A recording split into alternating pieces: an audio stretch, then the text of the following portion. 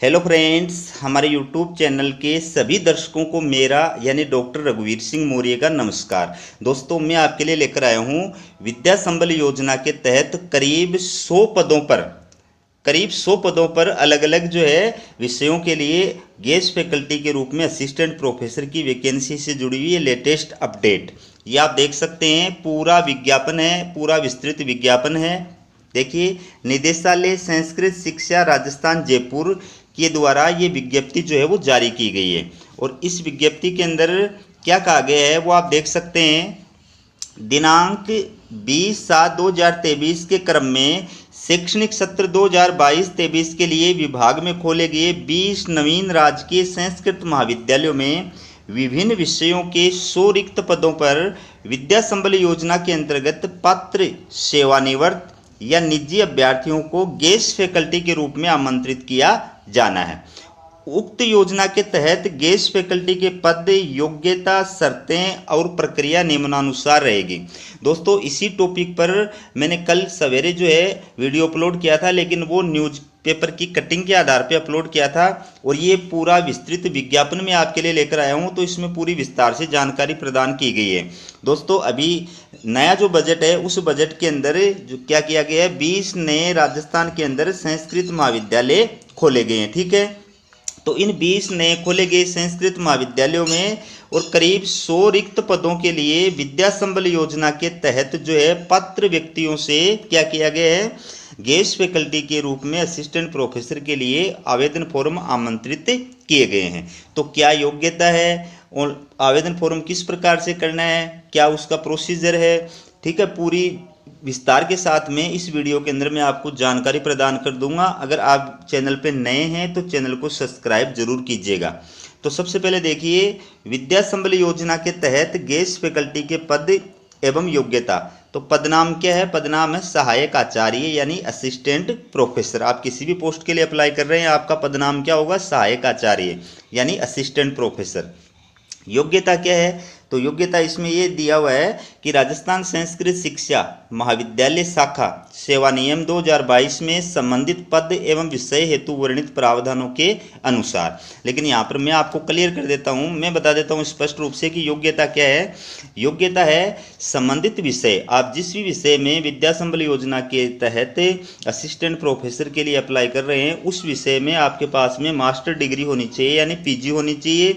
और पीजी के अंदर आपके मिनिमम 55% मार्क्स होने चाहिए। पहली बात, अगर आप SC ST OBC इन कैटेगरी से रिलेटेड हैं तो आपके 50% मार्क्स हैं तो भी आप अप्लाई करने के लिए पात्र हैं। ठीक है, इसके साथ साथ में आपके पास में मैं 3 डिग्री बताऊंगा, तीनों में से कोई एक डिग्री है तो भी आप आवेदन करने के योग्य हैं। सबसे पहले UGC नेट, ठीक है, UGC नेट आप क्वालिफाइड होने चाहिए उस विषय में या उससे संबद्ध विषय के अंदर। ठीक है, दूसरी बात, स्टेट लेवल की जो पात्रता परीक्षा होती है सेट या स्लेट, आप ये क्वालिफाइड होने चाहिए। ठीक है, अगर ये भी नहीं है तो आप PhD होने चाहिए या MPhil होने चाहिए। तीनों में से अगर एक भी है या तीनों है या दोनों है तो आप अप्लाई करने के योग्य हैं। ठीक है, लेकिन यहाँ पर विशेष ध्यान रखने की जो बात है वो क्या है कि आपकी जो PhD है वो UGC रूल्स 2009 या 2016 के अकॉर्डिंग होनी चाहिए।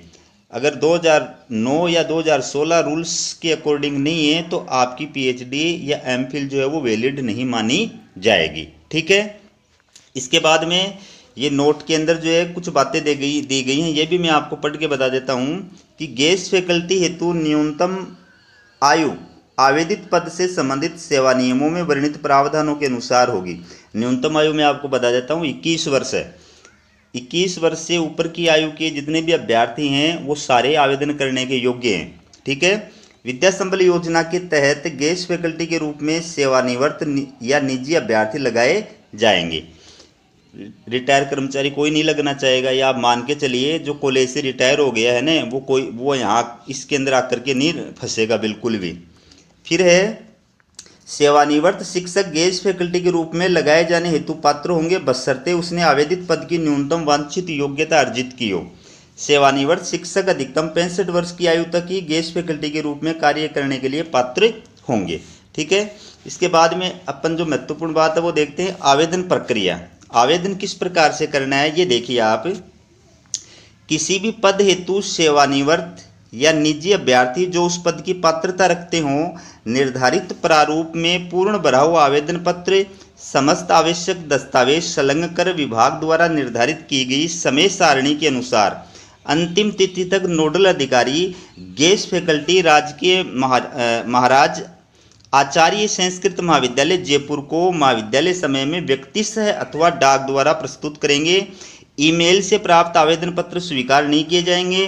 अभ्यर्थी एक ही आवेदन पत्र भरेंगे तथा उसी में 20 नवीन महाविद्यालयों में से किन्हीं 5 महाविद्यालयों का स्वेच्छा से चयन करते हुए वरीयता क्रम में अंकित करेंगे। तो आपको आवेदन किस प्रकार से करना है? ऑफलाइन आवेदन करना है। पहली बात ऑफलाइन आवेदन फॉर्म ये जो निदेशालय संस्कृत शिक्षा विभाग जयपुर है इसकी ऑफिशियल वेबसाइट से मित्र के पास जाकर के आपको आवेदन फॉर्म डाउनलोड करवा लेना है। ठीक है, उसके साथ साथ एक एफिडेविट होता है शपथ पत्र वो भी डाउनलोड करवा लेना है। दोनों को भरना है। आवेदन फॉर्म में जो आपकी पर्सनल डिटेल मांगी गई है प्लस टीचिंग की डिटेल मांगी गई है प्लस पेपर पब्लिश्ड की डिटेल मांगी गई है प्लस एकेडमिक डिटेल मांगी गई है वो सब आपको फिलअप करके और जो डिटेल भरी हैं उनसे रिलेटेड सारे डॉक्यूमेंट्स हैं उनकी फोटोकॉपी सेल्फ अटेस्टेड करके आवेदन फॉर्म के साथ लगा करके और वो शपथ पत्र भर करके वो साथ लगा करके आपको क्या करना है? आप या तो पर्सनल जा करके और जमा करा सकते हैं या फिर बाई पोस्ट जो है वो आप जमा करा सकते हैं। जमा कराने का जो एड्रेस है वो क्या है? राजकीय महाराज आचार्य संस्कृत महाविद्यालय जयपुर। ठीक है, या इसके नाम से आपको भेजना है और लिफाफे के ऊपर बाकायदा स्पष्ट रूप से लिख देना है। ठीक है, आप किसके लिए अप्लाई कर रहे हैं, किस विषय के लिए और किस पोस्ट के लिए अप्लाई कर रहे हैं वो उसके ऊपर लिख देना है। तो आवेदन पत्र फॉर्म के अंदर आप अधिकतम जो है 20 महाविद्यालयों में से 5 महाविद्यालय को वरीयता क्रम में चूज कर सकते हैं। ठीक है, और एक ही आवेदन फॉर्म लगा सकते हैं। ये नहीं है कि सभी कॉलेजों के अंदर अलग अलग आवेदन फॉर्म लगा दिया, आप एक ही आवेदन फॉर्म लगा सकते हैं। उस एक आवेदन फॉर्म में आप 5 कॉलेजेस जो हैं वो वरीयता क्रम में नोट कर सकते हैं। ठीक है, इसके बाद देखिए वरीयता का निर्धारण, जो मेरिट बनेगी वो किस प्रकार से बनेगी वो भी देख सकते हैं आप। विद्या संबल योजना के तहत गेस्ट फैकल्टी लगाए जाने हेतु प्राप्त आवेदन पत्रों की जांच के उपरांत महाविद्यालयवार प्रकाशित किए गए रिक्त पदों हेतु पद एवं विषयवार वरीयता सूची का प्रकाशन निदेशालय स्तर पर गठित समिति के द्वारा किया जाएगा। ठीक है, जो महाविद्यालय की समिति है वो शॉर्ट लिस्टेड करेगी कैंडिडेट्स को और शॉर्ट लिस्टेड जो है किस प्रकार से करेगी, किस डेट को क्या प्रक्रिया होगी वो पूरी आगे इसके अंदर बताई गई है। ठीक है, तो ये डिटेल आप पढ़ना चाहो तो पढ़ सकते हैं, बाकी मैं मेन जो बात है वो आपको बता देता हूँ। अब देखिए इसमें विद्या संबल योजना के तहत मानदेय, तो इसमें विद्या संबल योजना के तहत लगाए जाने वाले गेस्ट फैकल्टी को पदवार प्रति घंटा यानी 60 मिनट मानदेय निम्नानुसार दिया जाएगा। सहायक आचार्य को प्रति घंटा कितना मानदेय दिया जाएगा? 800 रुपये और मासिक जो है मानदेय दिया जाएगा 45,000 रुपये, यानी पर कालांश आपको 800 रुपये मिलेंगे, एक कालांश के 800 रुपये और एक महीने के 45,000 से ज़्यादा आपको नहीं दिए जाएंगे। ठीक है, अन्य जो शर्तें हैं वो भी इसमें मैं पढ़ देता हूँ। पहले नंबर की शर्त क्या है? ये है कि चयनित अभ्यर्थी को गेस्ट फैकल्टी के रूप में आमंत्रित किए जाने पर सहमति प्रदान करनी होगी तथा संबंधित प्राचार्य द्वारा नियत किए गए दिनांक और समय पर वे कार्य करने हेतु उपस्थित होंगे। ठीक है, निर्धारित अंतिम तिथि तक उपस्थित नहीं होने पर वरीयता सूची के अग्रिम क्रमांक के अभ्यर्थी को गेस्ट फैकल्टी के रूप में आमंत्रित किया जाएगा। गेस्ट फैकल्टी के रूप में शिक्षा सत्र 2023-24 अथवा नियमित प्रक्रिया से पद भरे जाने तक जो भी पहले हो तब तक के लिए पूर्णतः अस्थायी तौर पर लगाया जाएगा। भविष्य में इस व्यवस्था के आधार पर नियमित नियुक्ति हेतु दावा नहीं किया जा सकेगा। चौथा नंबर है गेस्ट फैकल्टी के रूप में लगाए गए निजी अभ्यर्थियों या सेवानिवृत्त शिक्षकों को उन्हीं दिशा निर्देशों के अध्ययन रखा जाएगा जो वित्त विभाग के परिपत्र दिनांक 30/3/2021 में वर्णित है। ठीक है, और लास्ट है गेस्ट फैकल्टी के कार्य का नियमित अवलोकन संबंधित प्राचार्य द्वारा किया जाएगा। निम्न कार्य कुशलता, दुराचार, अनियमितता या कार्य से अनुपस्थिति की दिशा में संबंधित प्राचार्य द्वारा बिना कारण बताए गेस्ट फैकल्टी के रूप में विमुक्त कर दिया जाएगा। तो ये शर्तें हैं, ये आप पढ़ लीजिए। अब बात करते हैं टाइम टेबल कि आवेदन की जो प्रोसेस है वो किस प्रकार से है। तो देखिए विज्ञप्ति एवं रिक्तियों का प्रकाशन की डेट है 25/7। ठीक है, आवेदन करने की जो डेट है वो है दिनांक 25 जुलाई 2023 से 31 जुलाई 2023 महाविद्यालय समय के अंदर। ये लास्ट तारीख है 31 जुलाई। ठीक है। प्राप्त आवेदन पत्रों की सूची प्रकाशित करना नोडल अधिकारी गेस्ट फैकल्टी के द्वारा वो 1 अगस्त को प्रकाशित की जाएगी।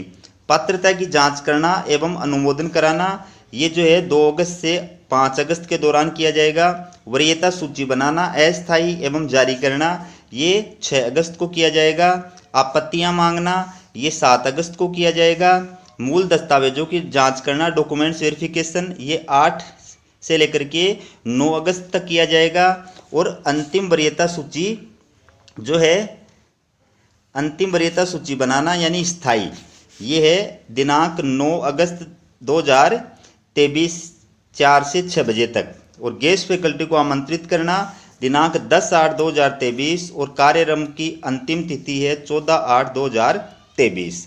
ठीक है।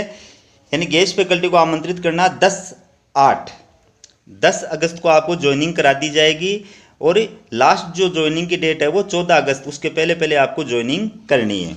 ठीक है।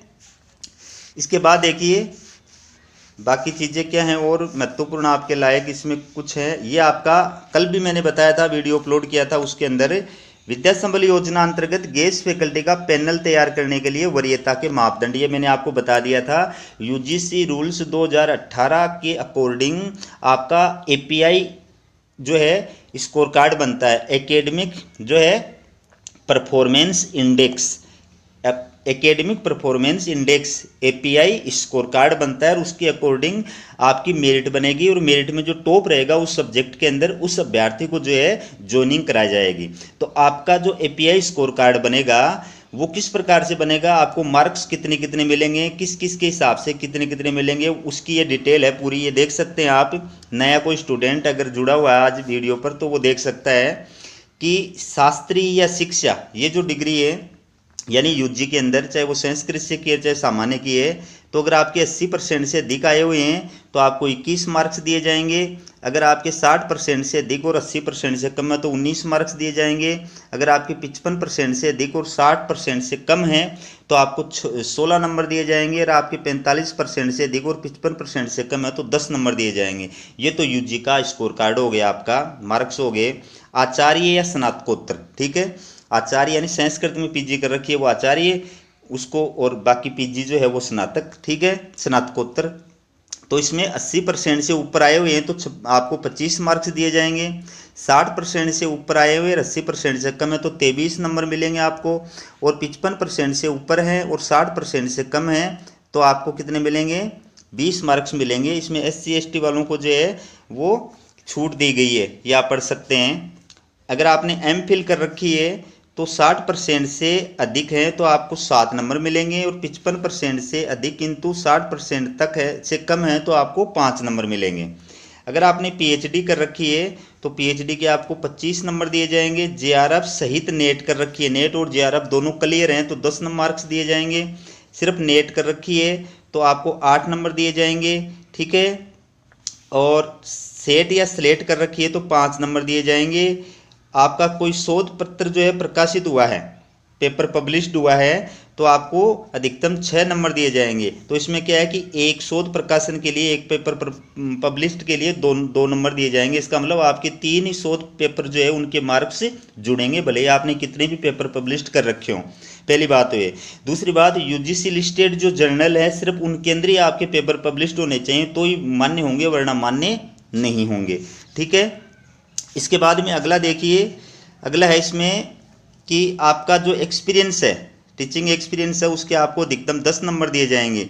यानी 1 वर्ष के 2 नंबर दिए जाएंगे तो अधिकतम 5 साल का ही टीचिंग एक्सपीरियंस इसमें काउंट होगा, उससे ज़्यादा का काउंट नहीं होगा। अवार्ड्स के भी आपको नंबर दिए जाएंगे। तो अंतर्राष्ट्रीय स्तर का या राष्ट्रीय स्तर का कोई अवार्ड मिला हुआ है तो आपको 3 नंबर दिए जाएंगे। राज्य स्तर का कोई अवार्ड मिला हुआ है तो आपको अधिकतम 2 नंबर दिए जाएंगे, ठीक है। लेकिन इसके बावजूद भी ये डिटेल भी आपको देखनी जरूरी है कि MPhil और PhD के 25 नंबर से ज़्यादा नहीं दिए जाएंगे आपको, ठीक है। JRF, नेट और स्लेट इनके आपको 10 नंबर से ज़्यादा नहीं दिए जाएंगे। और अवार्ड जितने भी हैं, चाहे वो राष्ट्रीय स्तर का हो चाहे अंतर्राष्ट्रीय स्तर का हो, ठीक है, उनके आपको 3 नंबर से ज़्यादा नहीं दिए जाएंगे।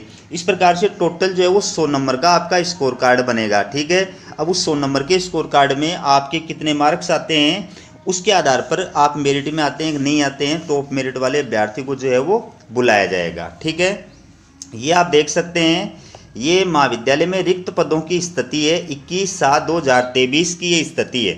तो आप देख सकते हैं राजस्थान में जितने भी संस्कृत महाविद्यालय नए खुले हैं 20, उनके अंदर कौन कौन से सब्जेक्ट हैं, सब्जेक्ट भी देख सकते हैं, प्लस उस सब्जेक्ट के अंदर स्वीकृत पद कितने हैं, रिक्त पद कितने हैं। ठीक है, वो भी आप देख सकते हैं। तो इन रिक्त पदों के अकॉर्डिंग ही आपको जो है अप्लाई करना है, ये आपको ध्यान रखना है।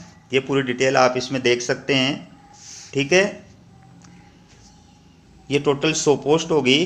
तो रिक्त पदों की 20 कॉलेज टोटल खुली हैं, इनमें से किस सब्जेक्ट का कौन सा पद जो है कहाँ पर रिक्त है, किस कॉलेज में रिक्त है, उसके अकॉर्डिंग आपको अप्लाई करना है।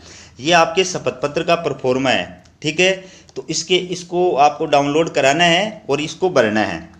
पहला कॉलम है, इसके अंदर आपको पता ही है कि आपका नाम आ जाएगा, दूसरे में आपके पिताजी का नाम आ जाएगा। ठीक है, अगर महिला है तो पति का नाम आ जाएगा या पिता का नाम जो भी है, विभाग, यहाँ पर संस्थान का नाम आ जाएगा।